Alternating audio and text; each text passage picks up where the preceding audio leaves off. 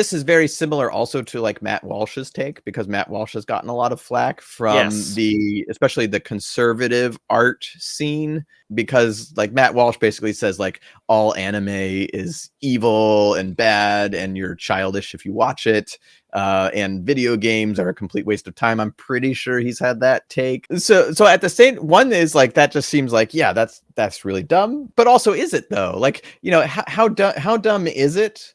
Because the fact that people like, I kind of get the feeling like there's a lot of people who react really strongly to it, and you kind of get the methinks she doth protest too much, which is like, maybe what he's saying is kind of hitting home, because you kind of realize you are a little bit childish in that area too.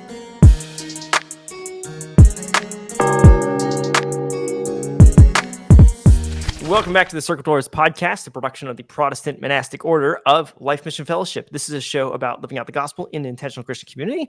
My name is Matt Krell, and I'm back here with Timothy Krell. Hello, Matt. Hello. So it is after Halloween, and we missed doing a Halloween episode, but the thing is, I was talking with you about this, and we're still organizing our thoughts on what we think about Halloween. So maybe next year, everybody will have some fun thing where we rant and say, no, it's evil and you shouldn't do it or something. I don't know. Or we could just, do it halfway in the middle of December and just be totally off. Exactly. Just be totally off when everyone doesn't care anymore. Yeah, for sure. I don't know. Anyway, but maybe we'll catch around next year. But yeah, today, it's definitely something I would like to explore, because there's the other thing too is like usually we do our harvest party during this time of the year, but we didn't actually do that this year because of different things. We decided to focus on some other things this year, so it didn't give us more time for that, so we didn't do that this year. But it'd be also fun to talk about our harvest parties and things we've done for that as well. But there's a lot of things, but we'll have to get to that. I think if we're going to tackle Halloween, we got to go consult Jonathan Pageau and some of the symbolism of liminal spaces and all that jazz. So that it's going to be a lot, probably fairly deep thinking, which would be an interesting episode. But yeah, we're going to have to consult the experts on that one. Yeah, exactly. Because basically most of my life, my whole thing with Halloween has been Halloween is gross and bad. The end. Exactly. And then I move on and ignore it every year. But but there is some interesting things there of like, oh, is there, this did seem to originate from a Christian holiday, and there's something with that, and there might be, with the way Pageau's talked about it, there's some symbolism and maybe some kind of structure there that, though degraded in our modern age, is actually useful in the overall liturgical structure of a well-rounded Christian life, necessarily. And so it's interesting. I think my thing is like, okay, the obvious thing is just to simply write off Halloween. It's like, is there something good there that can be found? I don't know. I'd like to research we gotta and think figure about that out. I'm definitely kind of inching towards, there's probably something here that needs to be looked at. It's just that the kind of default evangelical perspective, which unfortunately we still have sometimes, isn't sufficient to deal with it. So, but anyway, we weren't going to talk about Halloween today. This is not the Halloween podcast. Episode. Yeah, what we were going to talk about was this tweet I found online. Which was, I'm going to blur out who's wrote it and all that jazz for privacy reasons. But basically, this is what he said. He said, at a certain age, 16 to 21, one must rid himself of all childish things, throw away the toys, children's books, video games, etc., and embrace adulthood. Get real hobbies, real books, do something worth remembering. Stop playing Warhammer, video games, etc., and grow up. So, this, needless to say, kind of ticks off a lot of people on the internet. And I'm not going to say it ticks me off, but I also kind of very strongly disagree with it.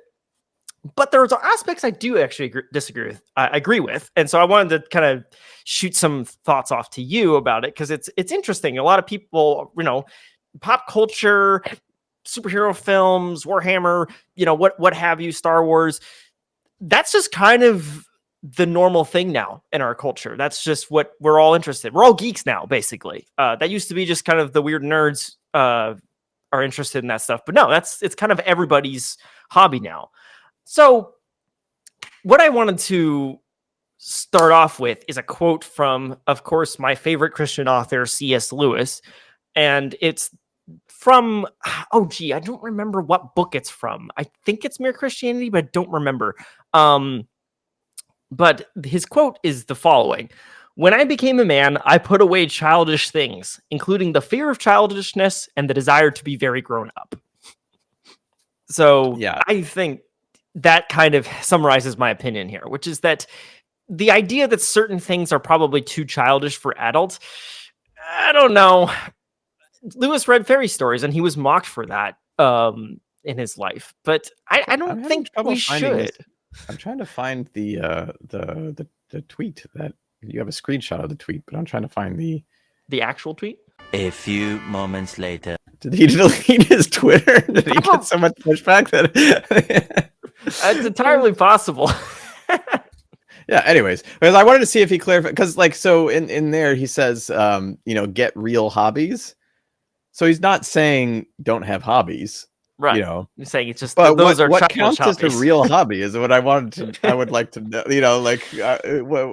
How am I to evaluate, is stamp collecting a real hobby, but if I collect Pokemon cards, that is no longer a real hobby, exactly. which, why and why, that's what I would like to explore. It's like, where's that line? What exactly is the salient point?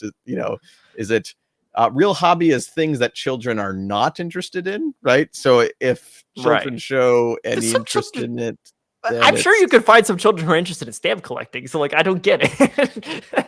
Yeah. But yeah, exactly. But yeah, and then you would just say, oh, well, they're very mature children then, what exactly, I don't know. If you were to steel man what he's saying, what do you think, like, how would he draw that line? What's the best way that you could maybe make a case for that? Yeah. I think it's this. Mature hobbies are not putting you in a fantasy universe, whereas immature hobbies, childish hobbies are. So, for example, Warhammer is about giant muscled dudes in spacesuits shooting aliens, right? It's a fantasy. Star Wars is a fantasy. Putting on a costume with a foam sword and whacking other people dressed as orcs is a fantasy. In fact, it's literally LARPing. That's what it is. So you're basically playing pretend. You're imitating something that does not presently exist in your actual life. But real manly hobbies, real grown-up hobbies, are things that affect the real world, like fishing or letter writing or wrestling, which is actually real. You're actually hitting someone, and it's practical use for this because it's for self-defense. Stamp collecting is actual things that exist in the real life, and they have practical value. Pokemon cards do not. They're just pictures of cute little animals. So I could, if I'm going to make a steel man argument, I would say it's probably around that.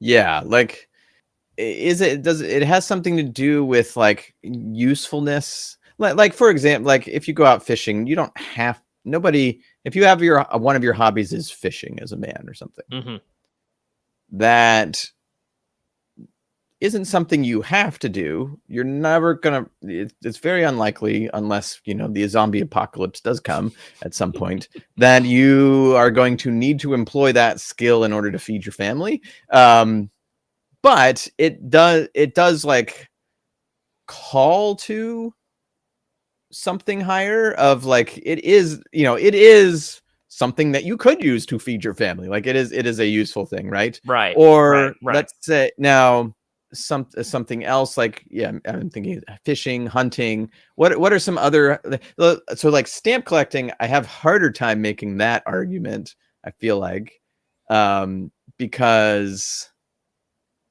there's no real usefulness to. Well, sure you can. Collecting. You can send a lot of letters with them. It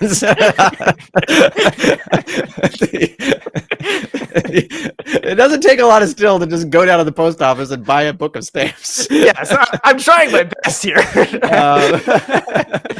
But So I don't like that one. I think you would categorize in that feels like maybe a mature thing, but I don't know. Maybe I'm really wondering if we just got pulled into some kind of fake rage bait thing here, because that's true. It sounds like this.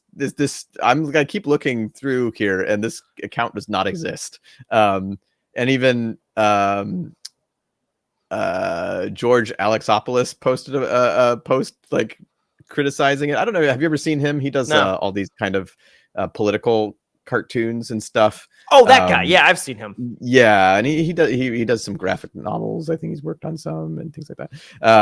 But he is so vicious against AI art too. Like he just hates AI art. We should probably do a podcast episode on our thoughts on that one. That'd be interesting. That might trigger the masses here. Yeah, but he has a follow-up post where he says, perhaps this is a fake account, but the sentiment is alive and well in conservative circles.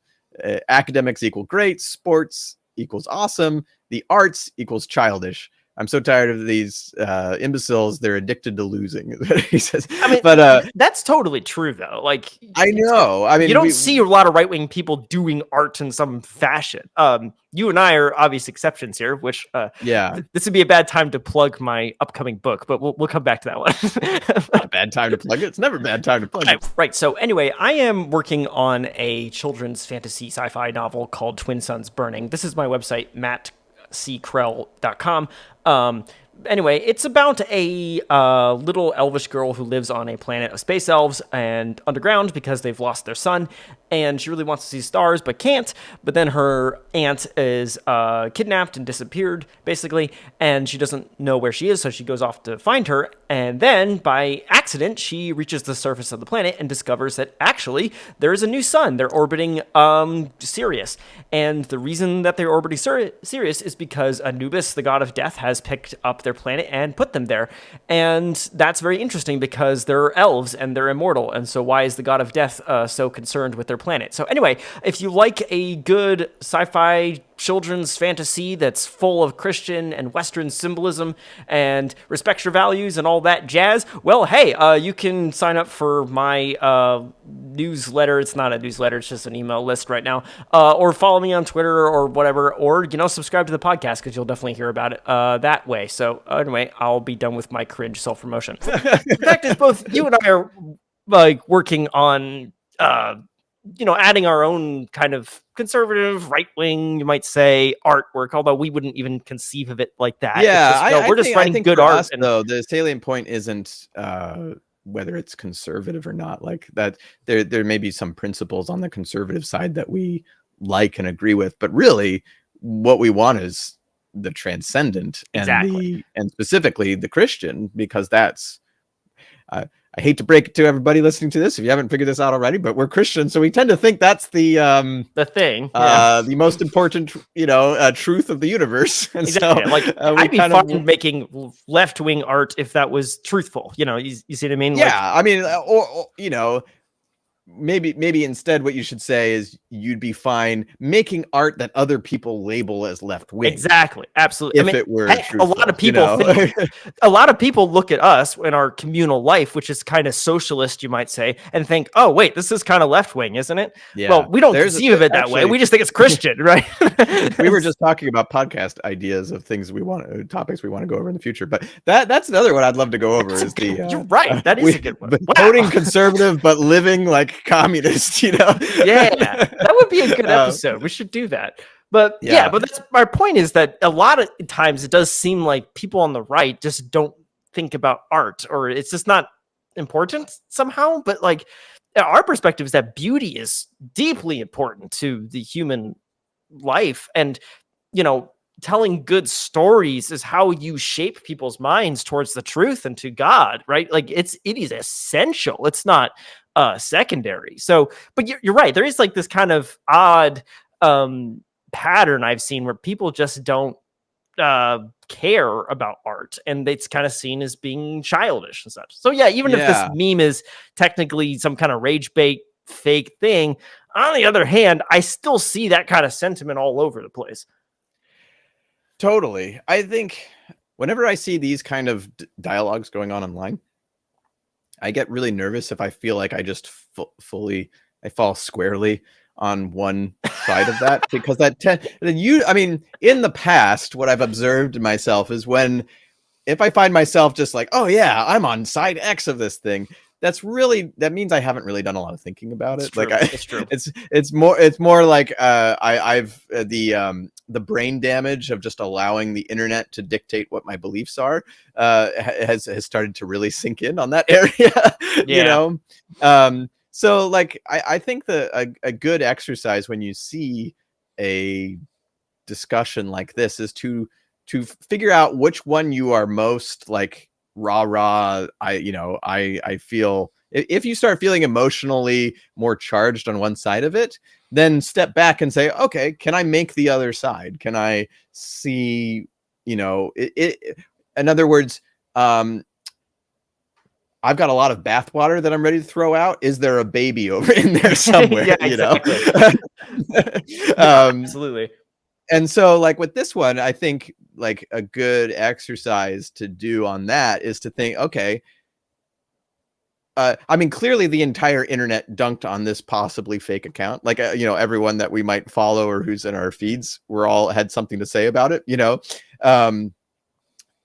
So, and this is very similar also to like Matt Walsh's take, because Matt Walsh has gotten a lot of flack from especially the conservative art scene, because like Matt Walsh basically says like all anime is evil and bad and you're childish if you watch it, and video games are a complete waste of time. I'm pretty sure he's had that take. There's a few other takes that people have gotten really mad. So at the same one is like, that just seems like, yeah, that's really dumb.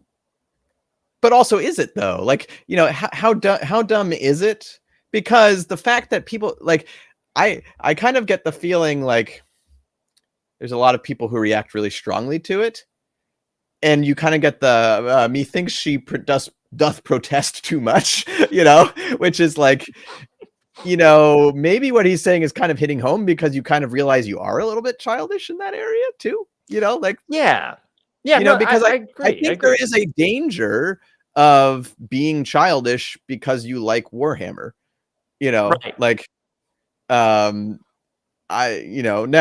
there's a lot of Christians that I like. Richard Rowland is what I know, like, from Symbolic Press and the work he does over there and all of his podcasts. Like, he loves Warhammer, and he's like very erudite, and my observing a person who doesn't even know I exist on the internet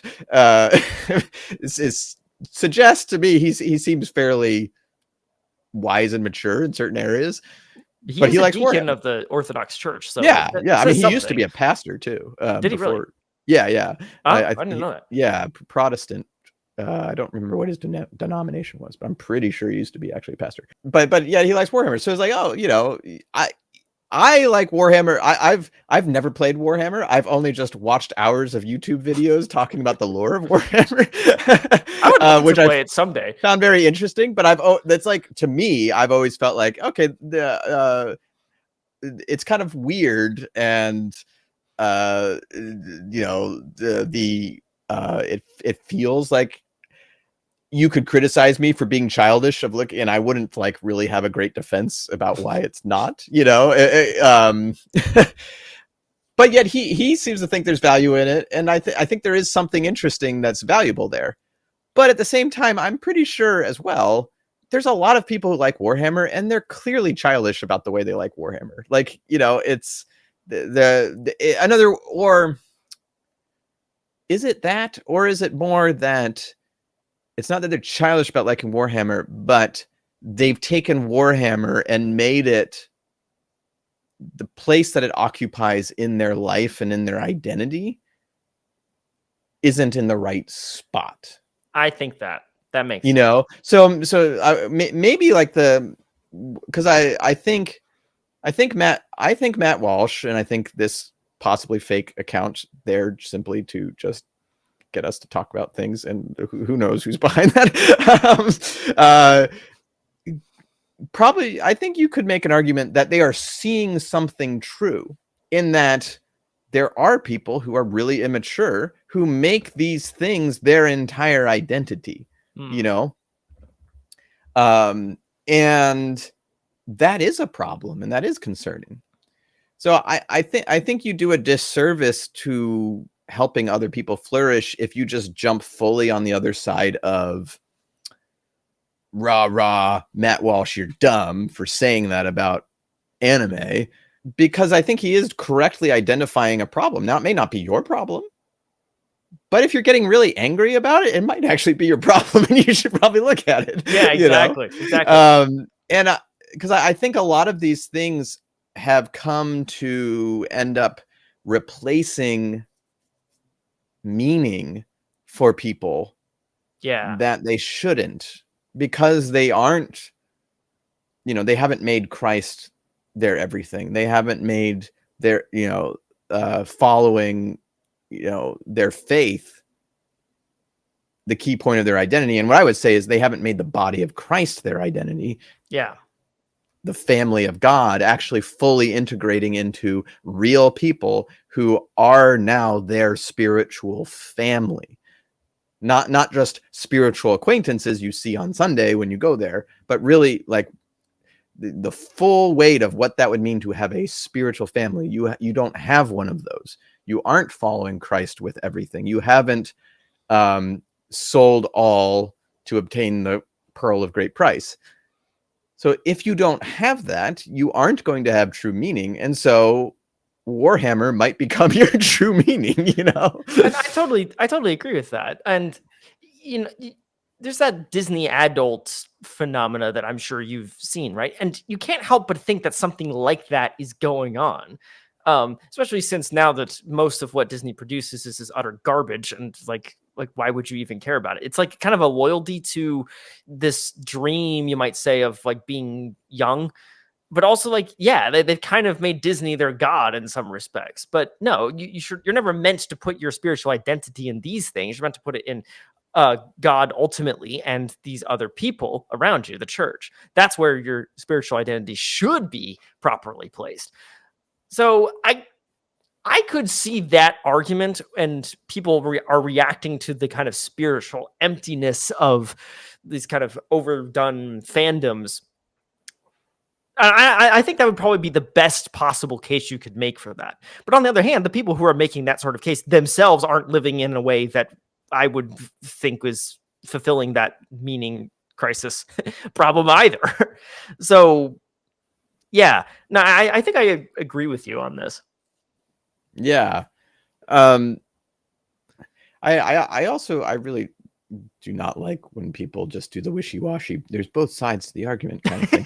That's just like, that's just the cop out. It's a cop out. Try to look more, intellectual and mature and everything. And so I don't want to do that. I don't think I'm doing that, but I think there's an important aspect here where there sort of is, if we want to think about things in a Christian and mature way, I think you need to say, okay, actually there's a way to look at it where essentially there is some good, like in what the quote that you had from C.S. Lewis, right? Where he says, when I became a man, I put away childish things, including the fear of childish and the desire to be very grown up. Mm-hmm. So some of the things that feel like when people are mocking the childishness of, really being into board games or,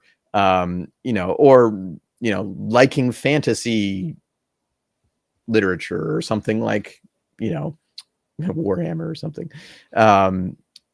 They are there. It's less about it, where that motivation coming from often feels more like it's the fear of looking childish, right? Not the fear of being childish. And those are two very different things. But you should be fearful of being childish, but you shouldn't be fearful of being childlike. And that's what Winky Patney brings out that distinction, right? He talks about that. Christians are supposed to be childlike, but they're not supposed to be childish. That's fantastic. I love it. And and that's what the scriptures say, right? So with the question is, can you be childlike in your enjoying, playing Twilight Imperium, We'll without let the being audience figure that out. about it, I don't know, like what to you, what do you think like a salient point is? Like, how would you know for yourself if you were being childish? Like so for you, so like one of your hobbies, right? You really like swords and the medieval stuff, right? Where there's you can see it right there. This is my new one. One, It's two, awesome. 3, 4. I have 6 swords. Yeah, I got a few. Yeah. Okay. Wow. Yeah. Let's. I don't have a problem. You have a problem. Is that the full sword count in Matthew's pretty abode? much.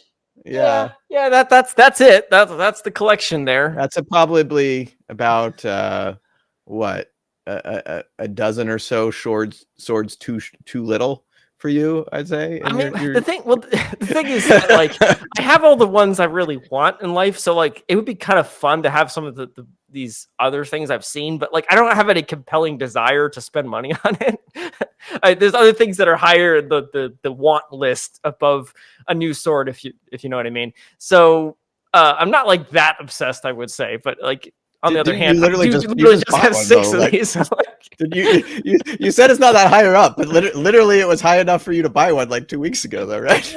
I had reasons. Okay. No, I'm not making a great argument here, but yeah. But like, how would the child? But to answer your question though, how would you know you were being? Yeah, so like for you, like I'm curious, like if you thought like what would it look like, or what would it be for Matt to be childish about his swords versus childlike about his swords? Well, I think it would be if you got really defensive if other people didn't like it. Mm-hmm. Like, oftentimes when you see in other fandoms like Warhammer and such, there's sometimes politics gets in there and that's part of the issue, but other times it's just people are being childish about a specific opinion. Like they say, oh, I don't think Korra from the Legend of Korra Avatar franchise is all that good, and then people get really defensive because they've made Korra their like identity. That would to me be an indicator of childishness. If other people go off and say, I think swords are stupid or whatever, like I'm okay, I don't put my identity in that thing, so it's not like I think you're wrong. Whatever. But like even with the getting, I feel like the getting offended thing is more like a warning sign that you're being childish, but it isn't. It isn't the childish, right? Like in other words, at that thing is just telling you that you have a problem. The problem was already there, right? Like in other words, you were still being childish even if nobody came along and said the thing that you got offended over. So like what is that?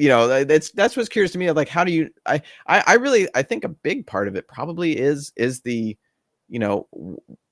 not having something higher than that thing, right?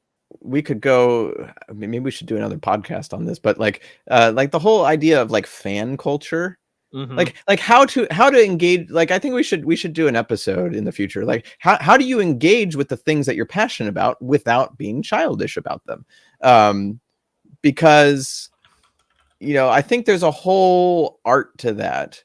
And, stuff around that, like fan culture is really idolized. You have all these Comic-Con conventions and stuff, and like there's things that I'm really passionate about that I've really I've really enjoyed. Like for like you mentioned Avatar: The Last Airbender. I think like I love that show. Like that's and both you do, and our sister Renee does, and a lot of our friends do.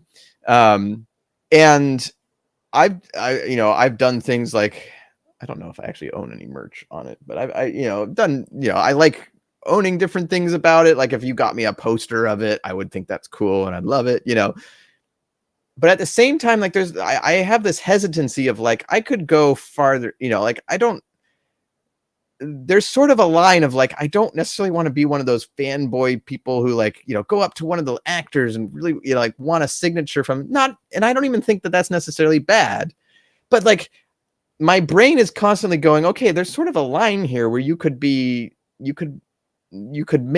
tie up too much of your identity in this thing, and it feels like a lot of this stuff is just like, that's considered normal and default, is you should you should find something right where you can tie your identity up it, and then those people, you'll hear the expression, that those people are my tribe, I found my tribe, all the people who write, shipping fan fiction about Avatar online, like, okay, no, that's you need something higher for your maturity, yeah no, I agree, but at the same time too, I think there's the positive side of it as well to enforce, of not just so the way to entertain stuff is just to not do that. Well, no, because I don't think you can just be kind of neutral and just like, oh, just don't be too fanboy about it, that's not the answer either. It's something about how do you engage with it and discover the things that point to the higher in it, and let those things have their work in you as you enjoy this, whatever this media is, without letting it overwhelm you and pull you down. So I think that there's that's the thing to think about. It's like, I think like, what if I were to conclude anything, as we've been talking about this, it's not that some topic or media or something is inherently, in other words, it isn't ontologically itself childish, or it isn't ontologically itself mature. Because I've watched YouTube videos of these two mature men be very immature and childish over their fishing contest, where I think I watched this video where this guy was like, he had been like, they've been putting like lead weights inside the fish that he caught, and apparently he's been doing this for a long time, and this whole thing, and like it got caught out, and then these two guys got into a fight over it, and this whole thing. Well, that man's being very childish about his hobby, even though, if you were to talk to someone like Matt Walsh, I think he would just I'm being very unfair to him, but I'm just assigning opinions of what he would say. But it wouldn't surprise me if someone was like, oh, I fish, and like, oh yeah, that's a very manly hobby. Good for you,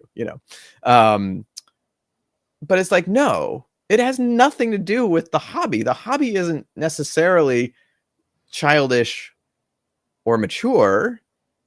Now, I'm certain you can come up with some hobby and say, you find one of them, and it'll be like, isn't that inherently childish? Yeah, okay, I'm sure there's some exceptions. But on the whole, with a lot of these things we're talking about, it really doesn't have to do with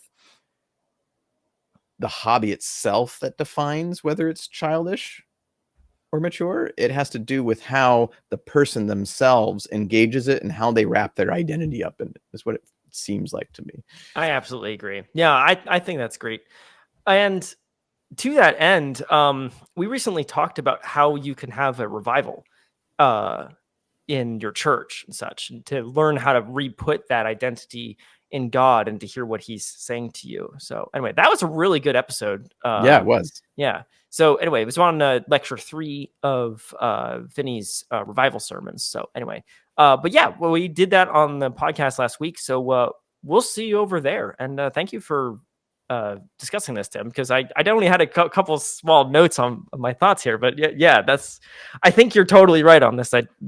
That not putting your identity in the things that you're interested in. I think there's some more to explore here too. We should think about doing some more podcasts on it. But yeah, sure. Yeah. So cool. Everybody, we'll see you over in that next episode. Thanks for listening. Yeah. Thank you for your attention, everyone. Have a blessed day.